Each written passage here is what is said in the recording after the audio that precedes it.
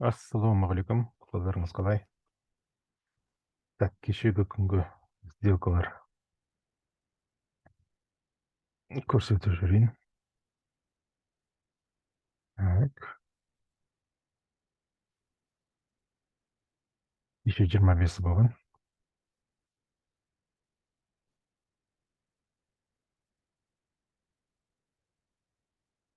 Так, мына 25 күні жасалған сделкалар. Так, бастайық, иә. Мысалы, ең біріншісі енді натурал газ орындалған жоқ. Отложка қойдық, оны алып тастадым. Одан кейін доллар канадец. Доллар канадец бойынша миллионарды сделка болған. Осы деңгейден төмен қарай. Мына деңгейден төмен қарай кіру керек болғанбыз, бірақ минуспен жабылды. Мына жерде қысқа стоп қойған болатынмын. 508 и 598, яғни 90 пунктке.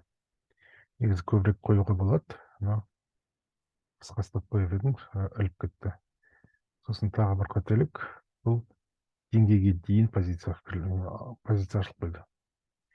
Барынша мына деңгейден төмен өткеннен кейін кіру керек еді. Бірақ дегенмен де деңгейден бағаны ары қарай жібермей, деңгейдің үстінде жүрді. Қазір баға. Бұл бірінші қателік, бірінші минус. Минус 20 доллар.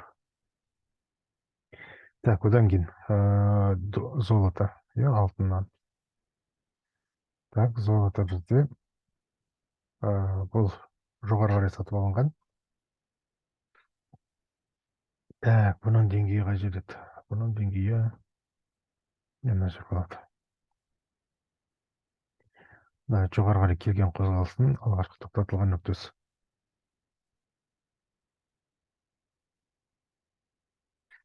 Так, кіші таймфреймге өтейік. Тоже деңгейден өтіп кетті, деңгейдің астында позиция ашылған. Негізі жоғары қарай сатып алынған болатын. Деңгейден астыға қарай кіріп кетті. Деңгейден көтерілген кезде негізі сделкаға кірсе, тоже мынарда стопты. В принципе, табыс алуға болар еді, мына жерге дейін барды.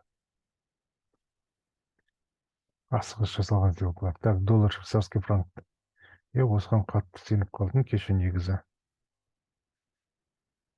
Қатты сенгендіктен екі сделка қатарынан ашып салған. Екеуі де өтпей қалды. Так. Міне мына жерден жоғары қарай позиция ашылған. Егер де екеуін де қарайтын болсақ, екеуі де практически бір жерден ашылған ғой.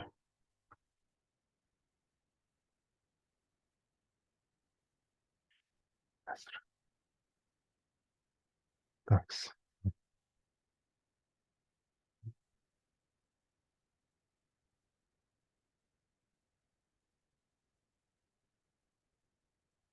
Міне мына деңгейден жоғары қарай. Сәл көтерілдік.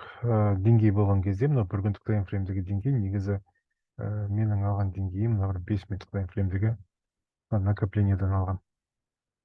Накоплениядан асқан сәтте позиция кірем деп. То есть, былай болады, бір күндік таймфреймде деңгейлер бар, және де егер де одан да кіші таймфреймда жәнегі локальный уровеньдер болса, содан да жұмыс жасауға болады негізі. Бірақ локальный уровеньдер бір күндікке қарағанда слабый болады. Соның дәлелі осы. Мына жерде локальный уровеньнен позиция кірген, бірақ бір күндік таймфреймдегі деңгейге жетіп, содан кері бұрылып кеткен. Яғни жоғары қарай жібермей қойды бұны. Бұл да жәнегі минус берді. Бұл жерде бұл сделкаға мына бір поджатие бәрі болғандықтан, осы сделкаға қатты сеніп қалдым, сеніп объемды көбейтіп жіберген болатын. Бірінші жолы 0.33, одан кейін 0.40-пен кіргім. Екеуі де көтерілді, нормальный табыс берді, негізі, бірақ тейкқа жеткен жоқ. Тейк алыста жатыр, әлдеқайда. Так, одан кейін бұл жәнегі валюталар бойынша. Сосын ABC акциялар. ABC-де біз жоғары қарай позиция ашқан болатын еді, кешкісін соңға кірген кезде позиция ашқам.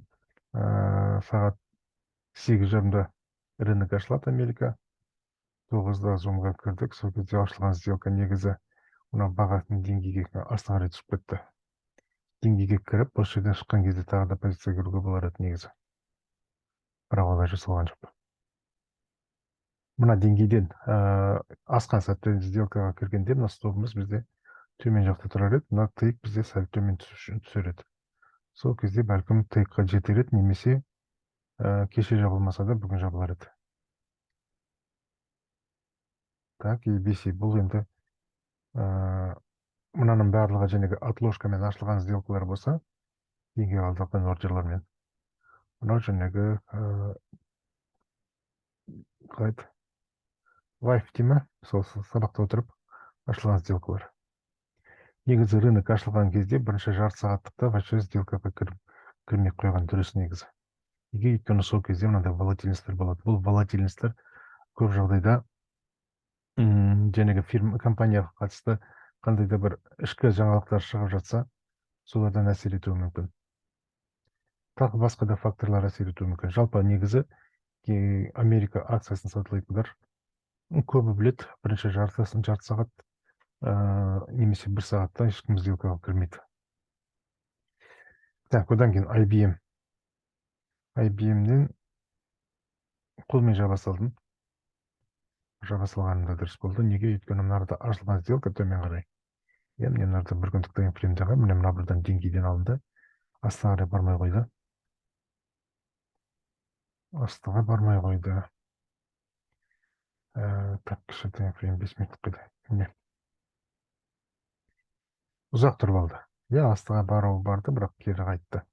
Қараңыздар, мынандай бір лайфхак дейміз бе?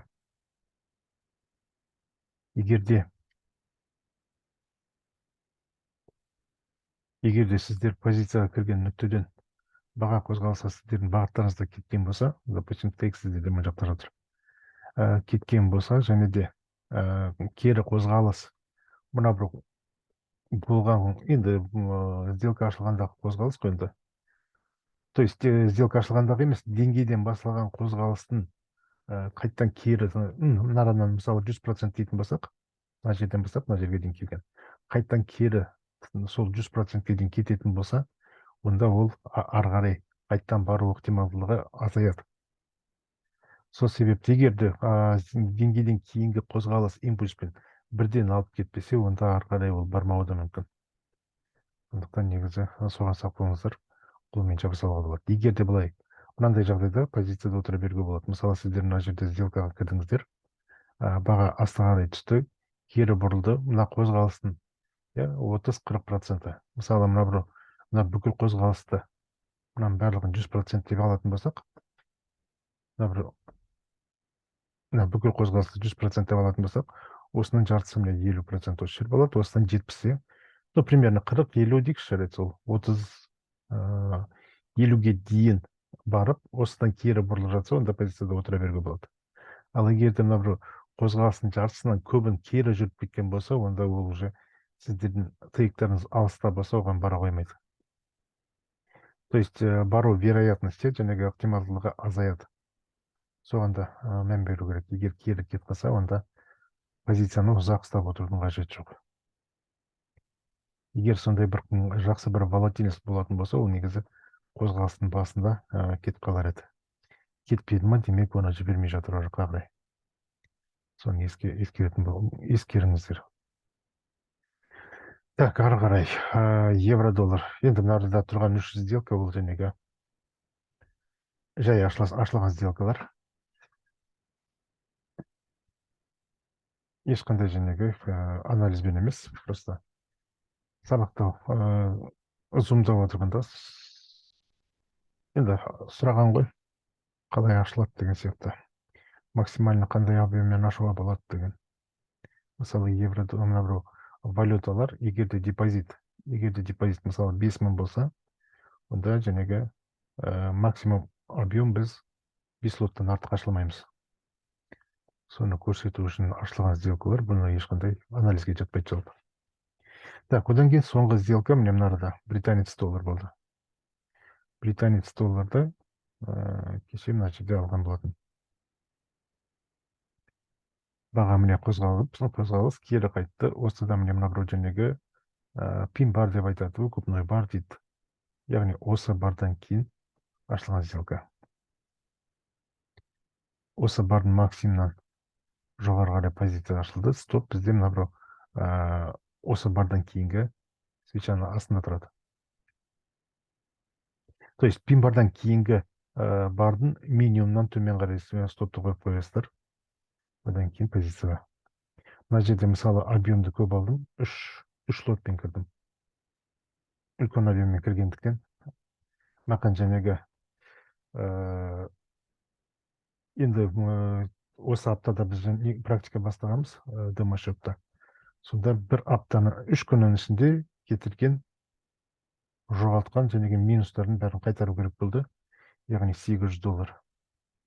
Сол мақсат сол болды, цель. $800 қойып қойдым. Және 3 күнде жіберілген минустардың бәрін қайтару үшін. Осы жерден кірдім, цельді алдым болды. Негізі бір стоп көлемінде баға жоғары қарай кетіп қалған кезде нарға стопты без убытыққа тартып қойған болатын. Міне мына жерде көріне ма, көрінбей ма? Міне мына жерде қызыл стоптың линиясы тұр. Без убытықта. Так, осы жалпы кешегі сделкалар. Негізі міне осы аптада басталған сделкалардың барлығы негізі минуспен басталды. Так.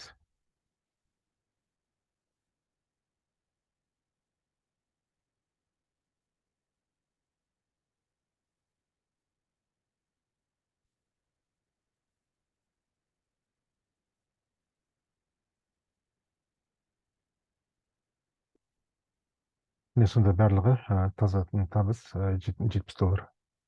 5.000-мен бастағанбыз. Ойлаңыздар, так, 850-ден және комиссияны алып тастайық. 820-820-дан 70 тапсаңыздар, сонда 820-дан 70 алатын болса $750. Яғни мына бір минустардың барлығы $750. Енді мына бірларды алып тастаған кезде, мына мысалы $200 алып тастайтын болсақ, онда $500 болады. Яғни 3 күннің ішінде депозиттің 5%-ын жоғалтқан болатын. 5 емес, $500 болса, значит 10%. Бұнда систематына қандай, риск қандай, бір сделкада депозиттің 2%-нан аспау керек. Шығын. Жәнегі сделкаға кірдік, минус болған жағдайда жәнегі депозиттің 2%-нан асып кетпеу керек. 3 күнде, мысалы, так, 2%-дан, енді бір жерде 3% болып кеткен шығар. Жалпы 10% кетті. Бірақ мына бір сделкамен бәрі қайтарылды. Осындай да жағдайлар болады. Мына бірдің көп минустары жәнегі стоптың қысқа стоп қойғанын кесірінен де болып жатады. Короткий стоптан. Сделкаға кіргенде барынша қысқа стоп қойып, алатын табысымыз көп болу керек. Так, енді бүгінге анализ жасап жүретін болсақ, бүгін негізі акциялардан жақсы сигналдар бар. Мысалы, Apple'дан бастайтын болсақ, міне деңгейге жақындап келе жатырмыз. Осы деңгейден жоғары кіре беруімізге болады. Бүгін егер премаркетте баға өсіп, мына бір деңгейден жоғары қарай ашылатын болса, онда Apple'ды жоғары қарай қарастыруға болады. Так, одан кейін мына бір тоже деңгейге жақын жабылдық. Скорее всего, бұл енді күші жетсе барады. Энергия импульс болып жатса деңгейден кейін. Онда бұл да жақсы қарап тұр үстіге. Tesla да әдемі тұр. Мысалы, мына бір осы максимумдардан жоғары қарай. Бұны келесі тоқтататын деңгейлер бізде примерно мына жерде тұр. Енді оған дейін мынандай кішігірім деңгей бар. Сол примерно осы жерлер ғой.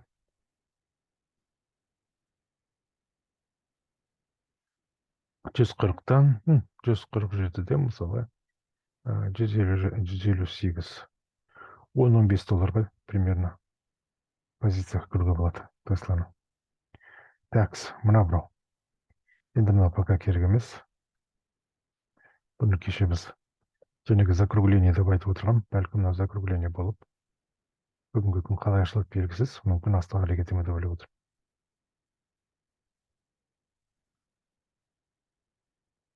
Бұны U формация дейді, төңкерілген U формация. Так, келесі, міне деңгейдің түбінде жабылдық. Бүгін деңгейден жоғары ашылса, тоже потенциал бар жоғары қарай. Мынада рейсте жақсы ашылған. То есть кешегі күн жақсы жабылды деңгейдің түбінде. Өзінің максимумына жақын. Бүгін егерде жоғары ашылса, онда тоже потенциал бар. Так, мына burada. Жалпы негізі бүгін покупкаға сделкалар көп. Так, мынаны білмеймін даже. Nvidia баратын шығар енді. Астыдан басталған қозғалыс. Міне мына максимумнан асты. Осыдан төмен жібермей тұрайық. Кейін мына бір кешегі күн мына болса, алтын күні мынада гиппен ашылды, бірақ астыға емес, түгі қарай көтеріп жатыр. Кешеде гиппен ашылды, түгі қарай. Яғни астыға қарай жібермей жатыр. Возможно, бүгін жоғары кетуі де мүмкін. Мына максимумдардан жоғары қарай.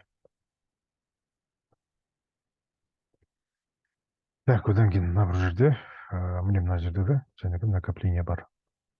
Енді мына жерде уровень четкий емес, нақты емес, сондықтан по факту көреміз. Енді бүгін бұған қарағанда мына жақта жақсы нелер сигналдар бар, сондықтан бұны негізі бүгін қарастырмай қойса да болады. Так, ABC.